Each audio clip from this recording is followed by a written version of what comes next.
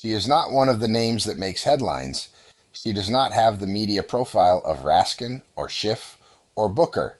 She is the ranking member of the House Appropriations Subcommittee on Commerce, Justice, Science, and related agencies.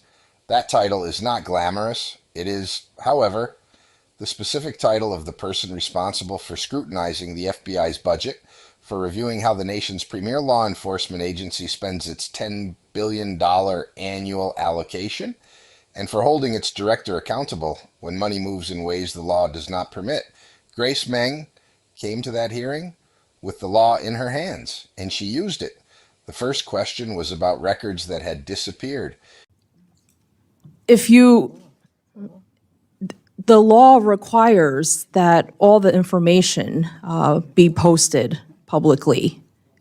Are you committing to do that? If that's what the law requires, yes. I'm not the appropriations expert, but if that's what the law requires, that's what we'll do.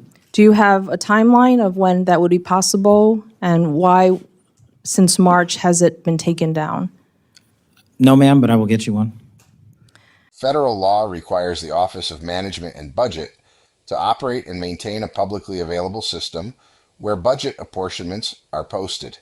Apportionments are formal, legally binding federal accounting documents.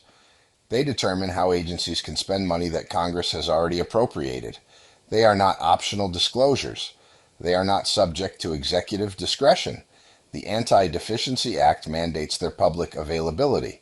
In March 2025, OMB quietly stopped making these documents publicly accessible.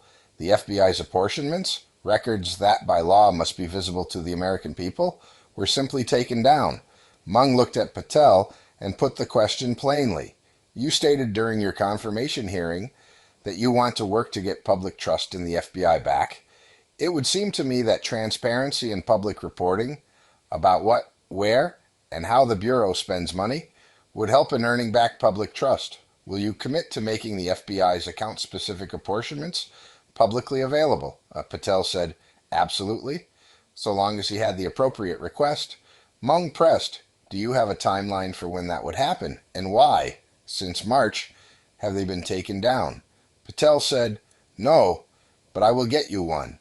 That exchange, the director of the FBI committing on the record to post budget documents that the law already required him to post, while being unable to explain why they had been hidden, took less than 2 minutes. It established 3 things simultaneously.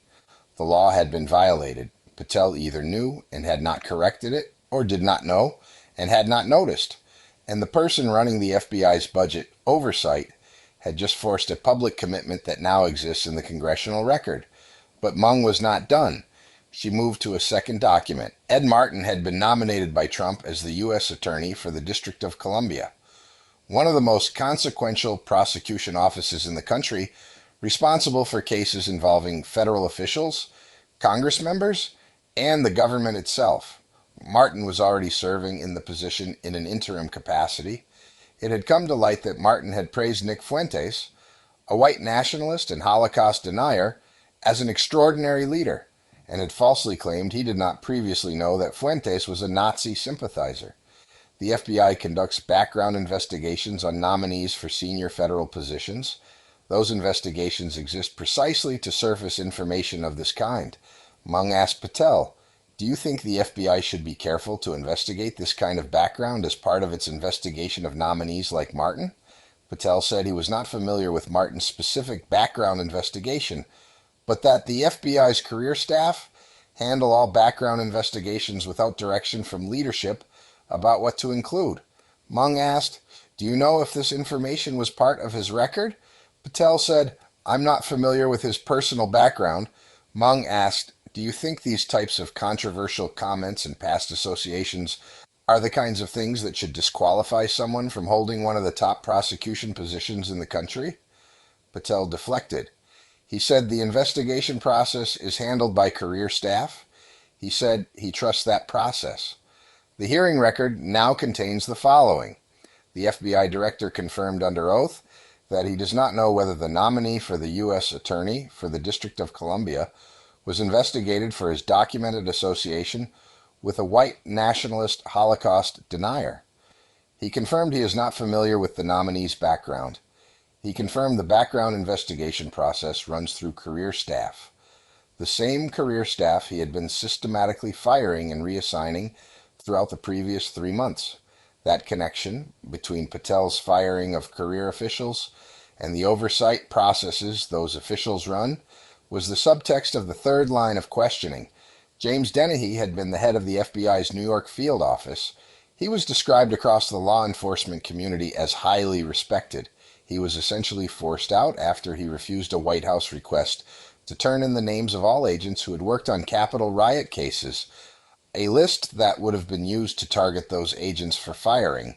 Meng asked about Dennehy, about what had happened to him, about why a director who had promised at his confirmation hearing that no FBI employee would face political retribution had presided over the removal of one of the Bureau's most senior officials for refusing to compile a list that would have enabled exactly that retribution. Patel defended the personnel decisions as based on merit and qualification. The record shows Dennehy received no stated reason for his removal. The record shows he had refused a specific White House request. The record shows he was gone within weeks of that refusal. The record shows Dennehy received no stated reason for his removal. The record shows he had refused a specific White House request. The record shows he was gone within weeks of that refusal. Meng's questioning produced no single dramatic moment. There was no shouting match. There was no memorable insult. There was a systematic documentation of 3 specific legal and institutional failures, hidden budget records required by law to be public, a background check process that may have failed to surface material information about a senior nominee, and a pattern of personnel actions that contradicted direct confirmation hearing testimony. 3 questions, 3 documented problems, all from the ranking member of the subcommittee responsible for the FBI's funding. Several months later, Meng sent a second letter. This one concerned something more immediately dangerous. Patel had fired multiple agents from CY-12, the FBI's elite counterintelligence division responsible for tracking threats from Iran and the Middle East. The firings happened days before U.S. military operations against Iran began. Reports indicated the fired agents had been working on investigations related to classified documents. Meng asked Patel to justify why those agents had been removed. She asked for staffing levels across counterintelligence and counter-espionage teams since Trump's second term began. She asked how the FBI was coordinating with state, local, and international partners to address the threat of Iranian sleeper cells on American soil, a threat that counterterrorism analysts were describing as elevated specifically because of the military operations. Patel did not answer publicly. He runs the agency. She funds it. He fired the agents. She is asking why. The records of that exchange will still be there when the answers matter most.